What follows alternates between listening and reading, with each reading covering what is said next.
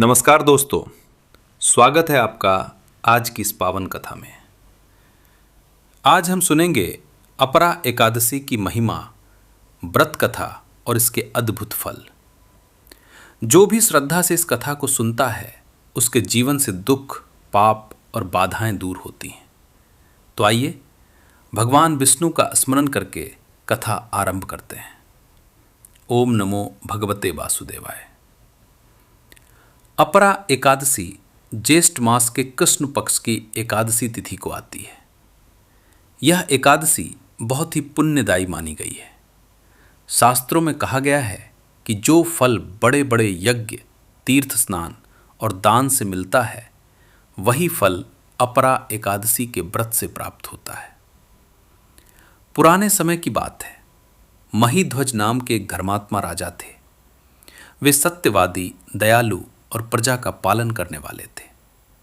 उनकी प्रजा उन्हें पिता समान मानती थी, लेकिन उनके छोटे भाई वज्रध्वज के मन में ईर्ष्या थी। उसे अपने भाई का सम्मान और लोकप्रियता सहन नहीं होती थी।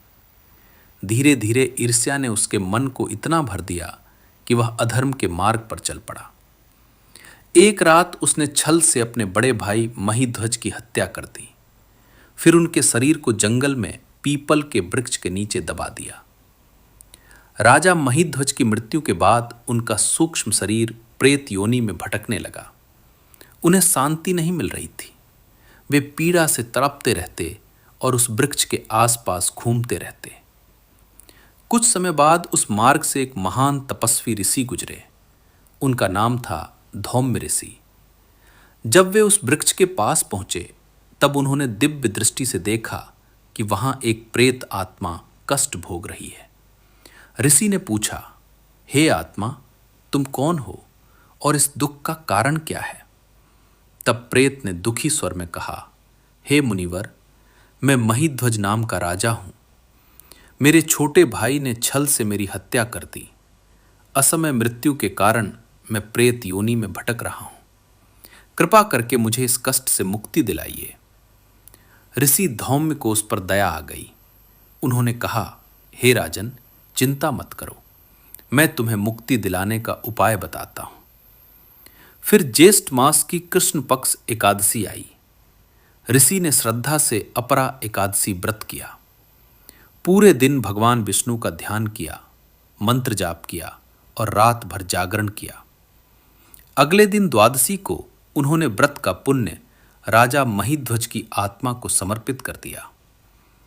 जैसे ही व्रत का पुण्य समर्पित हुआ, उसी क्षण प्रेत योनि समाप्त हो गई।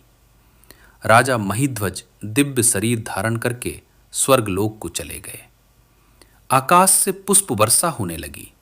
देवताओं ने कहा, अपरा एकादशी का व्रत महान है। यह बड़े से बड़े पापों का नाश करता है और भटकी आत्मा को भी शांति देता है। तभी से इस एकादशी का महत्व संसार में प्रसिद्ध हो गया। दोस्तों, इस कथा से हमें क्या सीख मिलती है? पहली सीख, ईर्ष्या मनुष्य का सबसे बड़ा शत्रु है। दूसरी सीख, धर्म और सत्य का मार्ग कभी व्यर्थ नहीं जाता। तीसरी सीख, भगवान विष्णु का व्रत और भक्ति जीवन के दुख दूर करते हैं। अब जानते हैं अपरा एकादशी व्रत विधि। एकादशी के दिन सुबह जल्दी उठें, स्नान करके स्वच्छ वस्त्र पहनें, घर के मंदिर में भगवान विष्णु और माता लक्ष्मी की पूजा करें, फल, फूल, तुलसी दल अर्पित करें, दिन भर व्रत रखें। यदि संभव हो तो फलाहार करें। विष्णु सहस्र नाम या ओम नमो भगवते वासुदेवाय मंत्र का जाप करें। रात में भजन कीर्तन करें। अगले दिन द्वादशी को ब्राह्मण, गरीब या जरूरतमंद को भोजन कराएं और दान दें। फिर व्रत का पारण करें। जो व्यक्ति अपरा एकादशी का व्रत करता है, उसे धन, सुख, यश, शांति और मोक्ष की प्राप्ति होती है। यदि आपने सच्चे मन से यह कथा सुनी है तो कमेंट में लिखें, जय श्री हरि विष्णु। भगवान विष्णु आप सभी के जीवन में सुख, समृद्धि और सफलता दें। ओम नमो नारायणाय। धन्यवाद।